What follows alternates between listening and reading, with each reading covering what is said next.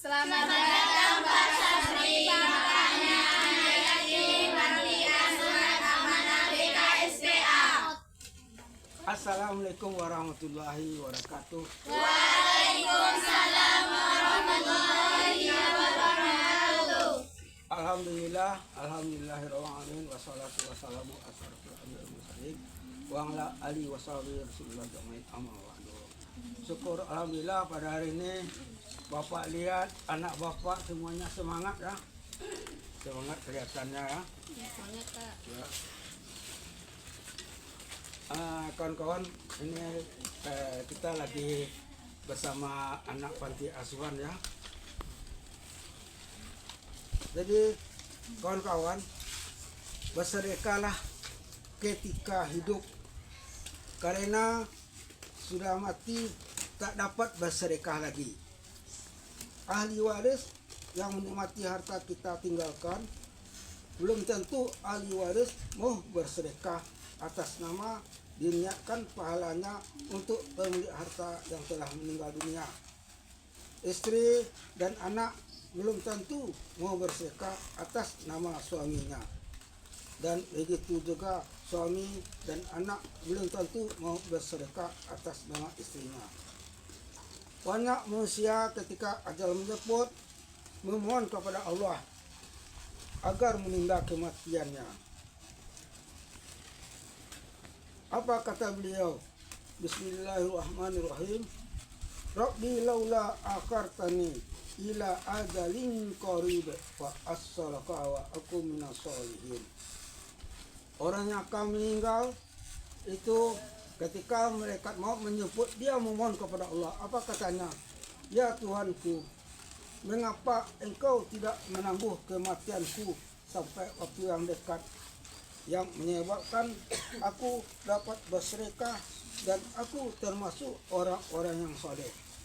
Itulah penyesalannya orang selama hidupnya diberi kekayaan Allah, tidak mau bersedekah kepada anak yatim, kepada orang miskin, sementara hidupnya kekayaannya lumayan, atau dia sedikit bersedekah, timbul penyesalan bagi dirinya. Maka itu Allah menyuruh kita ketika kita hidup bersedekahlah kita. Seperti firman Allah, Bismillahirrahmanirrahim. Wa anfiqu mimma razaqnakum min qabli ayatiya ahadakumul maut. Dan belanjakanlah sebagian dari apa yang telah kami berikan kepadamu sebelum datang kematian kepada salah seorang di antara kamu.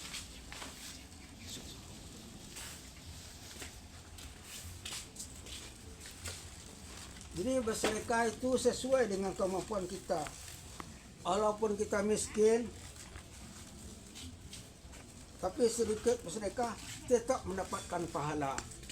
Umpamanya kita bersedekah sekotak nasi ini, nanti di akhirat tetap diperlihatkan Allah akan pahalanya. Seperti firman Allah, Bismillahirrahmanirrahim. Wa may ya'mal mithqala dzarratin khairan yarah. Barang siapa yang mengerjakan kebaikan walaupun sebesar zarah pun, niscaya dia akan melihat. Jadi kalau kita tidak mampu, sedikit bersedekah juga dapat pahala. Apalagi kita orang mampu boleh bersedekah sepanti asuhan. Kalau kita bersedekah kepada panti asuhan, berarti kita sudah memberi makan anak yatim dan anak orang miskin. Syafaat rajin memberi makan anak yatim di surga berdampingan dengan Rasulullah. Seperti dikatakan Rasulullah, aku dan orang yang menyantuni anak yatim berdampingan di surga. Nabi mengisyaratkan dengan jari telunjuk dan jari tengah dan merenggangkan keduanya seperti ini, berdampingan dengan Rasulullah di surga orang yang menyantuni anak yatim. Ana wa kafilul yatimi fi jannati hakaza wa asara bis sawawati wal wusta.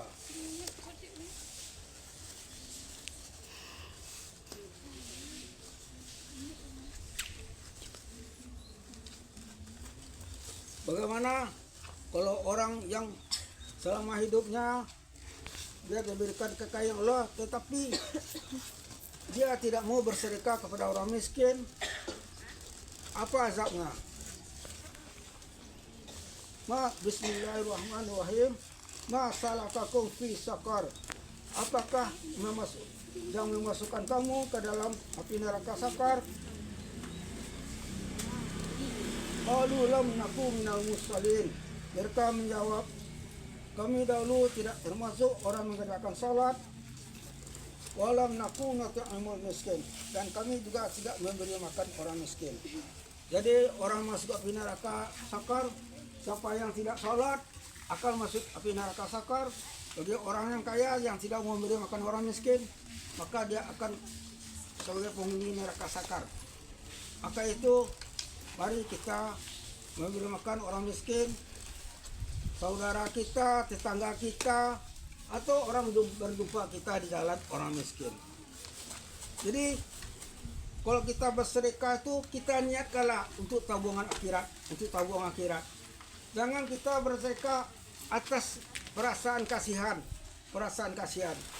Karena begini, kalau kita merasakan sedekah itu tabungan akhirat, kita mungkin berpikir tiap hari mau bersedekah karena kita menginginkan adanya tabungan akhirat. Tapi kalau kita merasa kasihan, pasti kita cuma bersedekah ketika berjumpa sama orang saja. Jadi ada orang bilang dia bersedekah hanya kepada orang tuanya saja, kepada saudara kandungnya saja. Itu kalau kita bersedekah kepada orang tua kita atau saudara kandung kita, itu bukan bersedekah. Itu memang kewajiban kita untuk memberi makan orang tua kita, membelanjakan orang tua kita, saudara kita, bukan bersedekah. Itu memang kewajiban. Apabila tidak kita lakukan, kita berdosa besar. Jadi itu. Jadi kita bersedekah boleh kepada siapa saja. Kalau ada saudara kita yang miskin, tetangga kita, atau orang di jalan, tidak harus kepada orang tua. Kalau sebab orang tua adalah kewajiban kita.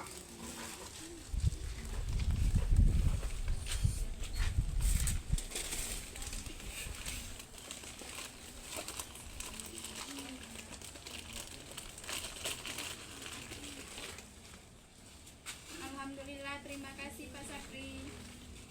Alhamdulillah, terima kasih Pak Sabri.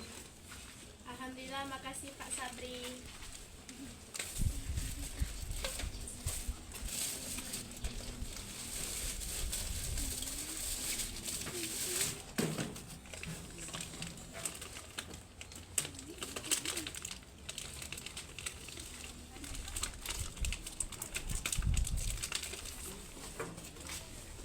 Alhamdulillah, terima kasih Pak Sabri.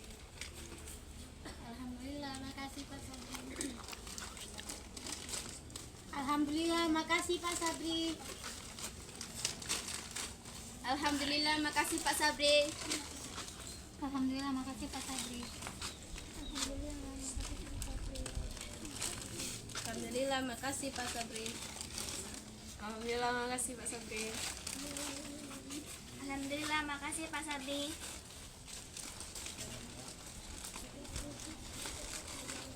Alhamdulillah, makasih Pak Sabri.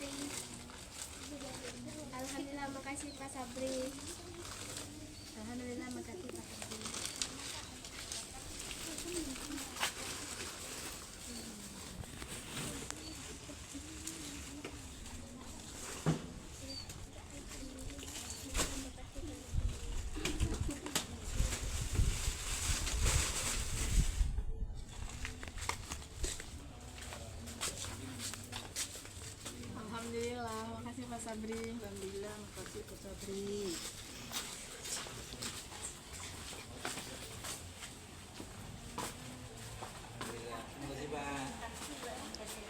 Kasih Pak.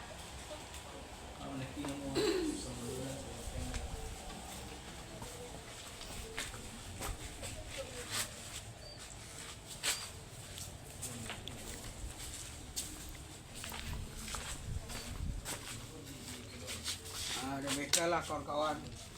Mari kita bersedekah ketika kita masih hidup. Apabila mati, kita tidak dapat bersedekah lagi. Dan anak-anak, istri belum tentu dia mau bersedekah untuk suaminya. Begitu juga istri belum tentu bersedekah untuk istrinya. Ya, jadi kalau anak bapak-bapak semuanya menjadi anak orang kaya, mau bersedekah? Mau. Nah, ini adalah contohnya. Masih kecil dia sudah berpikir kalau dia jadi orang kaya mau bersedekah. Semoga anak bapak Sabri semuanya menjadi penjabat. Amin. Semua semoga anak Pak Sabri menjadi orang kaya. Amin. Alhamdulillah. Assalamualaikum warahmatullahi wabarakatuh.